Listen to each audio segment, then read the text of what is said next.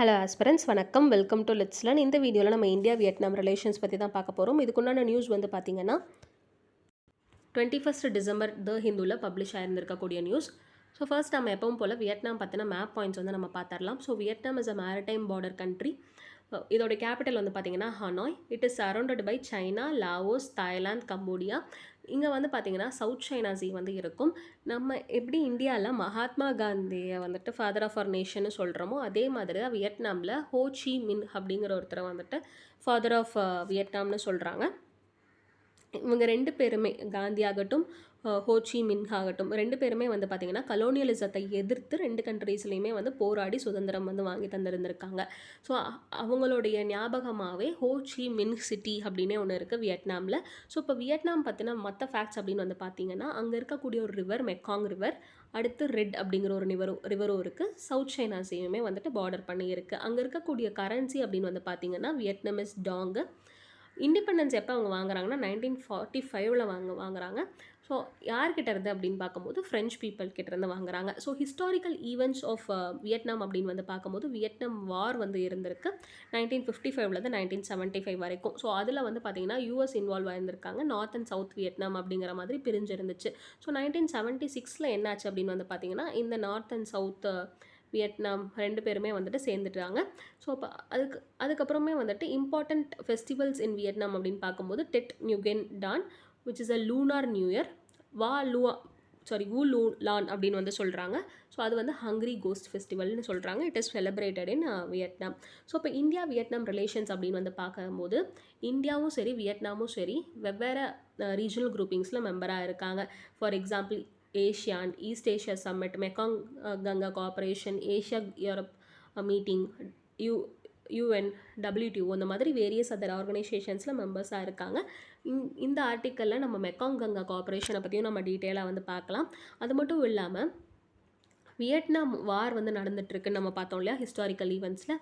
So இந்த வார் சமயத்தை தீர்த்து வைக்கணும் அப்படிங்கிறதுக்காகவே ஜெனீவா அக்கார்டுக்கு கீழே international commission for supervision and கண்ட்ரோல்னு ஒரு பாடி போடப்படுது. ஸோ அதில் வந்து பார்த்திங்கன்னா இந்தியா சேர்மனாக வந்து இருந்திருக்காங்க, mainly to facilitate peace process in Vietnam. ஓகேங்களா. ஸோ அது மட்டும் இல்லாமல் 1972 இருந்தே வியட்நாம் கூட நம்ம டிப்ளமேட்டிக் ரிலேஷன்ஸில் தான் இருக்கும். வியட்நாம் அப்படிங்கிற ஒரு கண்ட்ரி வரதுக்கு முன்னாடி நார்த் வியட்நாம் சவுத் வியட்நாம் தானே பிரிஞ்சிருந்துச்சு. ஸோ அப்போவுமே வந்துட்டு நம்ம ஓரளவுக்கு ரிலேஷன்ஸை மெயின்டைன் பண்ணிட்டு தான் இருந்தோம். 1976 வந்து பார்த்திங்கன்னா இந்தியா வியட்நாமுக்கு மோஸ்ட் ஃபேவர்டு நேஷன் அப்படிங்கிற ஒரு ரெகக்னேஷனை வந்து கொடுக்குறோம். ஸோ அது மூலமாக வந்துட்டு ஒரு ஃப்ரெண்ட்லி நேஷன் தான் அப்படிங்கிற மாதிரி அங்கீகரிக்கப்படுது.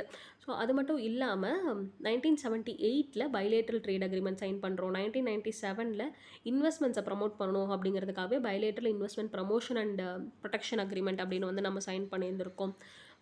2020 வந்து பார்த்திங்கன்னா joint vision for peace, prosperity and people அப்படிங்கிற ஒரு ஆஸ்பெக்டில் ஹியூமானிட்டேரியன் ஓரியன்டில் ஒரு அக்ரிமெண்ட் வந்து சைன் பண்ணியிருந்திருக்கும். ஸோ மெக்காங் கங்கா கோஆப்ரேஷன் அப்படிங்கிறதுமே ஒரு சிக்னிஃபிகண்ட் ஃபீச்சராகவே வந்து இருந்திருக்கு பிட்வீன் இந்தியா அண்ட் வியட்நாம். ஓகேங்களா.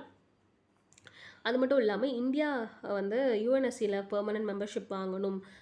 இந்தோ Pacific economic cooperation apex summit இந்தியாவுமே ஒரு சிக்னிஃபிகண்ட் ஸ்டேக் ஹோல்டராக இருக்கணும் அப்படிங்கிறதுக்காகவே வியட்நாம் வந்துட்டு சப்போர்ட் பண்ணிக்கிட்டு தான் இருக்காங்க அமங் தி ஃபியூ கண்ட்ரீஸ். ஓகேங்களா. ஸோ அப்போ நம்ம மெக்காங் கங்கா கோஆப்ரேஷனை பார்த்துட்டு நம்ம இந்தியா வியட்நாம் ரிலேஷன்ஸை ரெஸ்யூம் பண்ணுவோம். ஸோ மெக்காங் கங்கா கோஆப்ரேஷன் வந்து 6 கண்ட்ரிஸ் சேர்ந்து ஆரம்பிக்கப்பட்ட ஒரு இனிஷியேட்டிவ். எதுக்காக அப்படின்னு வந்து பார்க்கும்போது tourism, culture, education, transport and communication இந்த செக்டர்ஸில் கோஆப்ரேஷன் வேணும் அப்படிங்கிறதுக்காக தான். அந்த 6 கண்ட்ரிஸ் என்னென்னு பார்த்தீங்கன்னா ஃபர்ஸ்ட் இந்தியா, மீதி 5 கண்ட்ரிஸுமே வந்துட்டு Cambodia, Laos, Myanmar, Thailand and Vietnam. So இந்த பர்டிகுலர் இனிஷியேட்டிவ் எங்கே ஸ்டார்ட் பண்ணப்படுது அப்படின்னா லாவோஸில் வந்து ஸ்டார்ட் பண்ணப்படுது இன் 2000 அட் வியன்டேன், லாவோஸ். ஓகேங்களா. இந்த ரெண்டு சிவிலைசேஷனல் ரிவர்ஸான கங்கா அண்ட் மெக்காங் இந்த ரெண்டு ரிவர்ஸுமே வந்துட்டு ரொம்பவே சிக்னிஃபிகண்ட்டான கல்ச்சுரல் அண்ட் கமர்ஷியல் லிங்கேஜஸை கொண்டு இருக்கிறதுனால ஒரு கோஆப்ரேஷன் தேவை அப்படிங்கிறத ஏற்படுத்தியிருக்காங்க இந்த 6 கண்ட்ரீஸ். ஓகேங்களா. ஸோ இதுக்குண்டான மீட்டிங்ஸ் எல்லாமே வந்துட்டு கோச்சேர் பண்ணுவாங்க. Mainly it occurs alternatively every year. ஓகேங்களா.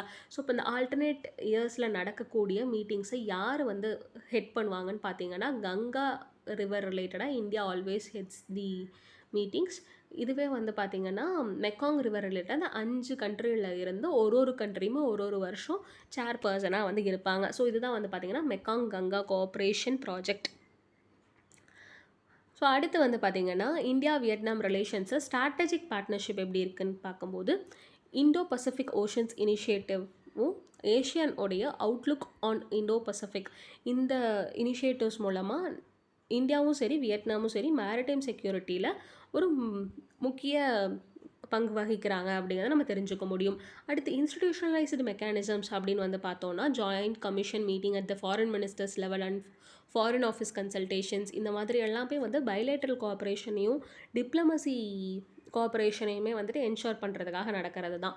ஸோ அது மட்டும் இல்லாமல் security dialogue, defence secretary level, joint committee on science and technology இந்த மாதிரி வேரியஸ் கமிட்டிஸ் எல்லாமே வந்து இந்தியாவுக்கும் வியட்நாமுக்கும் நடந்துட்டு தான் வந்துக்கிட்டு இருக்கு. எக்கனாமிக் கோஆப்ரேஷன் அப்படின்னு வந்து பார்க்கும்போது இந்தியாவுக்கும் வியட்நாமுக்கும் இருக்கக்கூடிய கோஆப்ரேஷனை தாண்டி இந்தியாவுக்கும் ஏஷியானுக்கும் ஒரு ஃப்ரீ ட்ரேட் அக்ரிமெண்ட் இருக்குது. So it is a common free trade agreement. ஏஷியானில் வியட்நாம் மெம்பராக இருக்கிறதுனால இது பொருந்தது. ஓகேங்களா. So Indian data for the financial year April 2021 to March 2022 படி bilateral trade between India and Vietnam வந்து பார்த்திங்கன்னா 27% க்ரோ ஆகிருக்கிறதா வந்து சொல்கிறாங்க. இதுவே எக்ஸ்போர்ட்ஸ் இம்போர்ட்ஸ் வேல்யூ அப்படின்னு பார்க்கும்போது எக்ஸ்போர்ட்ஸ் டு வியட்நாமுமே வந்துட்டு 34% இன்க்ரீஸ் ஆகிருந்திருக்கு. இந்தியன் இம்போர்ட்ஸ் ஃப்ரம் வியட்நாமுமே 21% வந்து இன்க்ரீஸ் ஆகிருக்கு. So we are co depend to each other in economy அப்படிங்கிறத நம்ம தெரிஞ்சுக்க முடியும். ஸோ அடுத்து டிஃபென்ஸ் கோஆப்ரேஷன் அப்படின்னு வந்துச்சுன்னா நம்ம ஒரு ரோட் மேப் வந்து சைன் பண்ணியிருந்திருக்கோம் which is joint vision statement on India Vietnam defence partnership which is towards 2030. ஓகேங்களா. ஸோ அது மட்டும் இல்லாமல் அந்த டிஃபென்ஸ் ப்ராடக்ட்ஸ் எல்லாமே வந்துட்டு லாஜிஸ்டிக்ஸ் ஓரியன்டாக டிரான்ஸ்போர்ட்டேஷன்லாம் இருக்கணும் இல்லையா. ஸோ அதை வந்துட்டு பீஸ்ஃபுல்லாக நடக்கணும் அப்படிங்கிறதுக்காகவே மியூச்சுவல் லாஜிஸ்டிக் சப்போர்ட் அப்படின்னு சொல்லிட்டு நம்ம MOU சைன் பண்ணியிருக்கோம் வித் வியட்நாம். ஓகேங்களா. ஸோ இப்போ வியட்நாமுக்கும் இந்தியாவுக்கும் நடக்கக்கூடிய பைலேட்ரல் ஆர்மி எக்ஸசைஸோட பேர் என்னென்னு பார்த்தீங்கன்னா வின்பேக்ஸ். இதை தாண்டி நம்ம இந்தியாவுடைய இன்சர்வீஸ் மிசைல் கார்வெட் ஆனால் INS கிர்பனை நம்ம வியட்நாமுக்கு கிஃப்டாக வந்து கொடுத்துருந்துருக்கோம். ஸோ இந்த INS கிர்பன் அப்படின்னு சொல்லப்படக்கூடிய மிசைல் வந்து பார்த்திங்கன்னா indigenously built in India.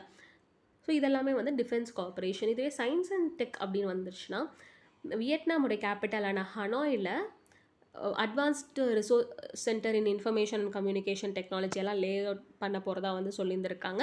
So இதுக்குண்டான agreements எல்லாம் வந்து ஆல்ரெடி எக்ஸ்சேஞ்ச் பண்ணியிருக்காங்க.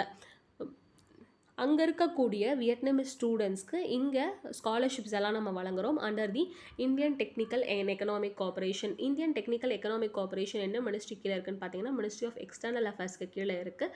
ஸோ இந்த பர்டிகுலர் இனிஷியேட்டிவ் மூலமாக வந்துட்டு மற்ற கண்ட்ரியில் இருக்கக்கூடிய பீப்புளுக்கு நம்ம எஜுகேஷன் வந்து வழங்கிக்கிட்டு இருக்கோம். ஓகேங்களா. ஸோ அதுதான் வந்து இந்தியன் டெக்னிக்கல் எக்கனாமிக் கோஆப்ரேஷன்.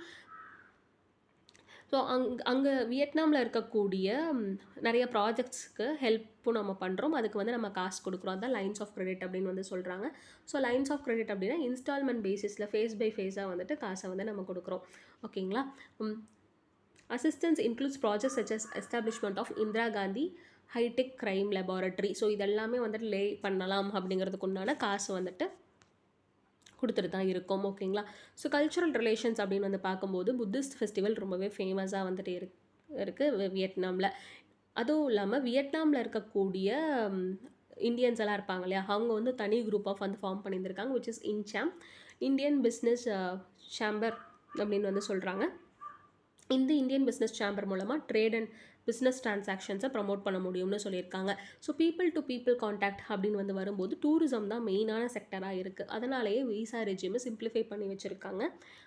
இதையும் தாண்டி ஒரு ஸ்பெஷல் இனிஷியேட்டிவ்மே வந்துட்டு ரன் ஆகிட்டு தான் இருக்குது. வியட்நாமீஸ் பீப்புள் யாருக்காவது வந்துட்டு ஆர்டிஃபிஷியல் லிம்பை பொருத்தணும் அப்படின்னா நம்ம ஜெய்ப்பூரில் ஆர்டிஃபிஷியல் லிம்ப் ஃபிட்மெண்ட் கேம்ப்ஸ் எல்லாம் வந்து நடக்குது. அவங்க வந்துட்டு ஆக்சஸ் பண்ணிக்கலாம். ஓகேங்களா. ஸோ இதுக்கு உண்டான இனிஷியேட்டிவ் அப்படின்னு வந்து பார்த்திங்கன்னா இந்தியா ஃபார் ஹியூமனிட்டி இனிஷியேட்டிவ்னே தனியாக இருக்குது. ஸோ அதில் வந்து வியட்நாமீஸ் பீப்புளுக்கு நம்ம சப்போர்ட் பண்ணிக்கிட்டு இருக்கோம். ஸோ இதெல்லாமே வந்து தாண்டி வியட்நாம் எதுக்காக இந்தியாவுக்கு தேவை அப்படின்னு பார்த்தீங்கன்னா மெயின்லி ஆயில் எக்ஸ்ப்ளரேஷனுக்காக தான். So it is one of the key area of cooperation between India and Vietnam. So அதுக்காகவே நம்ம நிறைய அக்ரிமெண்ட்ஸ் வந்து சைன் பண்ணியிருக்கோம். சிக்னிஃபிகண்ட்டான அக்ரிமெண்ட்ஸ் என்னென்னு பார்த்தீங்கன்னா 2007 சைன் பண்ண MOU on cooperation in oil and gas exploration 2016 sign பண்ண joint declaration on comprehensive strategic partnership. ஓகேங்களா. ஸோ இந்த அக்ரிமெண்ட்ஸ் மூலமாக வந்துட்டு 4 ஆக்டிவிட்டீஸை பெர்ஃபார்ம் பண்ண முடியும்னு சொல்கிறாங்க. சவுத் சைனா சீல ஜாயிண்ட் எக்ஸ்ப்ளரேஷன் ப்ராஜெக்ட்ஸ் வந்துட்டு இந்தியாவும் வியட்நாமும் சேர்ந்து செய்ய முடியும். அதே மாதிரி இந்தியாவிலேருந்து வியட்நாமுக்கு போய் வேலை பார்க்க முடியும் ரிலேட்டட் டு ஆயில் செக்டர். அதே மாதிரி வியட்நாம்லேருந்து இந்தியாவுக்கு வந்து வேலை பார்க்க முடியும். டெக்னிக்கல் எக்ஸ்பர்டைஸை வந்து ஷேர் பண்ணிக்க முடியும் அப்படின்னு சொல்லியிருக்காங்க. அது மட்டும் இல்லாமல் இந்தியாவில் வியட்நாம்லேருந்து வரக்கூடிய ஆயில் அண்ட் கேஸ் ப்ரொஃபஷனல்ஸ்க்கு ட்ரைனிங்ஸ் வந்து தரலாம் அப்படிங்கிறத இந்த MOUஸில் சொல்லியிருந்திருப்பாங்க. அடுத்து வந்து பார்த்திங்கன்னா Indian and Vietnamese oil and gas products and சர்வீசஸை வந்து கமர்ஷியலைஸ் வந்து பண்ணணும் அப்படின்னு வந்து சொல்கிறாங்க. ஸோ இப்போ வேர்ல்டு ஃபுல்லாக வந்து பார்த்திங்கன்னா நேச்சுரல் கேஸ் ஆயில் அப்படின்னு வந்து பார்க்கும்போது பிரெண்ட் க்ரூட் வந்து நம்ம படிப்போம். ஸோ அதை தாண்டி ஒபெக் கண்ட்ரீஸ் எல்லாம் வந்து தனியாக வச்சுருந்துருப்பாங்க. ஸோ அப்போ இந்த ஏரியாவுமே ஒரு ஹப்பாக மாற்றணும் அப்படிங்கிறதுக்காக தான் commercialisation of Indian and Vietnamese oil and gas products and சர்வீசஸை இந்த MOUவோட ஒரு சிக்னிஃபிகண்ட் ஃபீச்சராக வந்து வச்சுருந்துருக்காங்க. ஸோ இப்போ அதுவும் இல்லாமல் வியட்நாமில் ஆயில் எக்ஸ்ப்ளரேஷனுக்காகவே நிறைய இந்தியன் கம்பெனிஸ் அங்கே இன்வால்வ் ஆகியிருந்திருக்காங்க. So which includes ONGC Videsh, SR exploration and Indian oil corporation. ஓகேங்களா. ஸோ இப்போ 2 கண்ட்ரியுமே சேர்ந்து ஒரு புது type of floating production storage and offloading வெசலை வந்துட்டு கன்ஸ்ட்ரக்ட் பண்ணலாம் அப்படின்னு வந்து சொல்லிட்டு இருக்காங்க. ஸோ டெவலப் பண்ணலான்னு சொல்கிறாங்க. அதாவது என்னென்னா ஆயில் இருக்குதுன்னு வச்சுக்கோங்களேன், சீ சர்ஃபேஸ் மேலே அது வந்து ஃப்ளோட் ஆகிட்டே இருக்கும்போதே நம்ம அந்த ஸ்ட்ரக்சரை வச்சு ஆயில் எக்ஸ்ப்ளோர் வந்து பண்ணிடலாம். ஸோ இங்கே வந்து சர்ஃபேஸ் இருக்குது. ஸோ அதுக்கு மேலே தான் வந்துட்டு ஃப்ளோட்டிங் வெசல் வந்து கன்ஸ்ட்ரக்ட் பண்ணுறோன்னா இங்கேருந்து அது ஃப்ளோட் ஆகிக்கிட்டே வந்துட்டு இப்போ இந்த ஏரியாவில் இந்த டேட்டில் வேணும்னா இங்கே ஆயில் எக்ஸ்ப்ளோர் பண்ணிக்கலாம். ஸோ அதுக்கப்புறம் கொஞ்சம் தூரம் தள்ளி போயிட்டு கூட எக்ஸ்ப்ளோர் பண்ணிக்கலாம். ஸோ இந்த மாதிரி ஒரு ஃபெசிலிட்டி வந்து டெவலப் பண்ணலான்னு 2 பேருமே வந்துட்டு தே ஆர் ஒர்க்கிங் டுகெதர். ஓகேங்களா.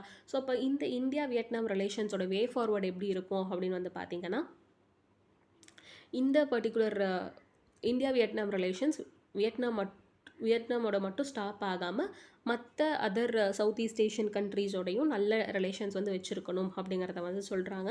ஸோ அது மட்டும் இல்லாமல் சவுத் சைனா சீக்கு பக்கத்தில் தான் வியட்நாம் இருக்காங்க. அவங்களுக்கு ப்ராப்பராக ப்ரொடெக்ஷன் கொடுக்கறதும் நம்ம கடமை ஏன் நம்ம நினச்சிக்கலாம். அது மட்டும் இல்லாமல் பார்த்திங்கன்னா சைனீஸ் அக்ரெஷன் வந்துட்டு நிறைய நடந்துக்கிட்டு இருக்குது. ஸோ அதனால் நமக்கு த்ரெட்டுமே இருக்குது. அதையும் நம்ம சுதாரிச்சுட்டு இருக்கணும். அதை எப்படி டேக்கிள் பண்ணலாம் அப்படிங்கிறதையும் இதில் சொல்லியிருந்திருக்காங்க. எக்கனாமிக் ஆப்பர்ச்சுனிட்டிஸ் இருந்துச்சு அப்படின்னா அதில் நல்லா நம்ம ஸ்ட்ரென்தன் பண்ணி வச்சுக்கணும். Both country should expedite the process of negotiation for finalisation of defence deals. இப்போ நிறைய டிஃபென்ஸ் டீல்ஸ் வந்து பார்த்திங்கன்னா நிலுவையில் தான் இருந்துக்கிட்டு இருக்குது. ஸோ அதெல்லாமே வந்து சீக்கிரம் முடிக்கணும் அப்படிங்கிறத வந்து சொல்கிறாங்க. அதே மாதிரி இந்தியா வியட்நாம் கிட்டேருந்து என்ன பாடம் கற்றுக்கலாம் அப்படின்னு வந்து பார்த்திங்கன்னா வியட்நாமோடைய ஓப்பன் ட்ரேட் பாலிசியை கற்றுக்கலான்னு சொல்கிறாங்க. ஏன் அப்படின்னு வந்து பார்த்திங்கன்னா வியட்நாமோட எக்ஸ்போர்ட்ஸ் வந்து அந்தளவுக்கு அபரிமிதமாக வளர்ந்து கிடக்கு. கடைசி 8 வருஷத்தில் மட்டுமே 240% அவங்களோட எக்ஸ்போர்ட் பொட்டென்ஷியல் ரைஸ் ஆகிருக்கு அப்படிங்கிறத வந்து சொல்லியிருக்காங்க. ஸோ இதுதான் வந்துட்டு way forward of India Vietnam relations. So India Vietnam relations பற்றின ஆர்டிகல்ஸ் கம்ப்ளீட் ஆகுது. So thank you for your support. ஏதாவது இஷ்யூஸ் இருந்தாலும் சஜஷன்ஸ் இருந்தாலும் கமெண்ட் செக்ஷனில் மென்ஷன் பண்ணுங்கள். இந்த வீடியோ உங்களுக்கு யூஸ்ஃபுல்லாக இருந்ததுன்னா உங்கள் ஃப்ரெண்ட்ஸ் அண்ட் ஃபேமிலிக்கு ஷேர் பண்ணுங்கள். So thank you once again. Keep learning, happy learning. Thank you.